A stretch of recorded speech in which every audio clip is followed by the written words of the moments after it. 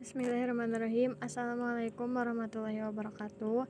Saya Tita Rosita dari kelas BKP 4B akan menjelaskan proposal penelitian yang berjudul Hubungan antara self efisiensi dengan prestasi siswa di sekolah SMP Negeri 6 Kota Tasikmalaya.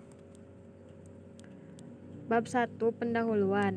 Latar belakang. Pendidikan adalah usaha sadar untuk menumbuh kembangkan potensi sumber daya manusia atau SDM melalui kegiatan pembelajaran. Dalam arti sederhana, pendidikan sering diartikan sebagai usaha manusia untuk membina kepribadiannya sesuai dengan nilai-nilai di dalam masyarakat dan kebudayaannya.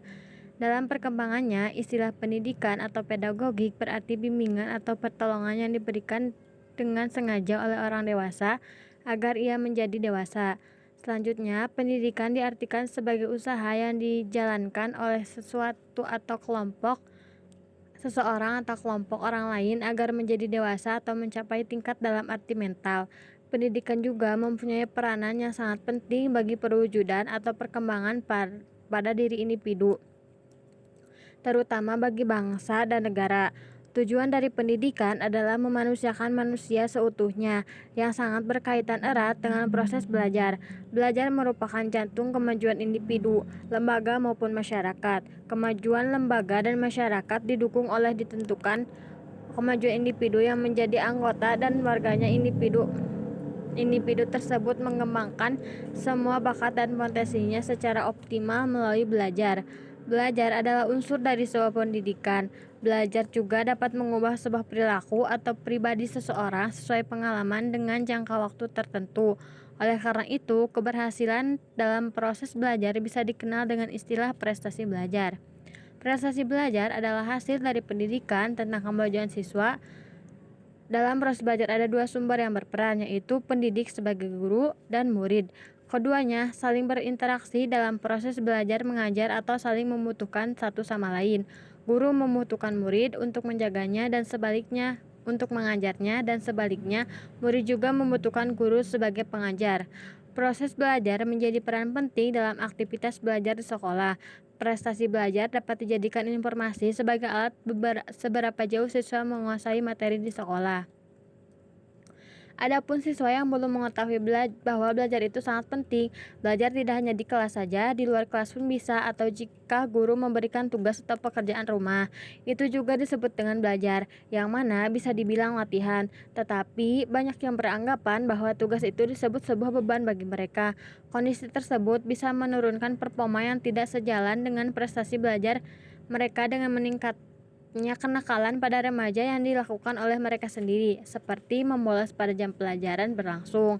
Adapun faktor yang mempengaruhi prestasi siswa, yakni faktor eksternal, terdiri dari faktor fisik seperti kondisi tempat belajar atau kelas, materi pelajaran, dan kondisi lingkungan belajar. Adapun faktor sosial seperti keluarga dan teman sekitar. Sementara itu, faktor internal yang terdiri dari faktor fisik seperti panca indera dan faktor psikologis seperti minat, bakat, motivasi, kecerdasan, dan keyakinan diri atau self efficiency. Self efficiency ini pertama kali dimunculkan oleh Bandura pada tahun 1597.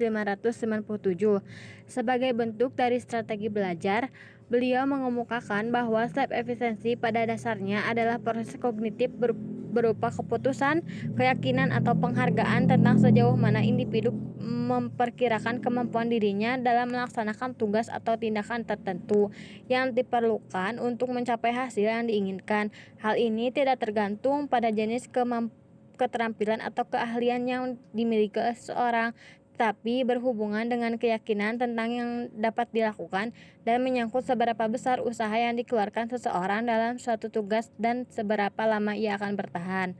Self efficiency memiliki beberapa fungsi, yaitu menentukan pilihan tingkah laku, menentukan seberapa besar usaha dan ketekunan yang dilakukan, mempengaruhi pola pikir dan reaksi emosional, meramalkan tingkah laku selanjutnya, menunjukkan kinerja selanjutnya. Sehubungan dengan itu, pada akhir-akhir ini banyak perhatian ditunjukkan kepada upaya peningkatan kualitas pembelajaran dalam rangka mendapatkan prestasi belajar yang baik.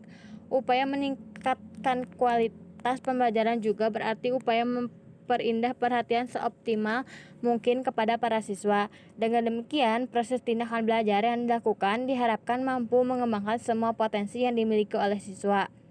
Persoalan pendidikan banyak di ne- pe- Persoalan pendidikan di banyak negara merupakan persoalan yang pelik atau jarang ada. Namun bagaimanapun pendidikan harus dilaksanakan agar dapat maju, membangun dan memperbaiki keadaan masyarakat, dan dunia tidak dapat dilakukan tanpa melalui pendidikan. Permasalahan yang mengemukakan pendidikan dan pengemasan cara penyampaiannya. Pengemasan cara penyampaian, pembelajaran sering dengan cara lama yang hanya mengaktifkan guru sedangkan siswa menerima pembelajaran untuk dihafal, sehingga anak tidak mampu untuk memahami dan menghubungkan dengan kehidupan nyata kesehariannya.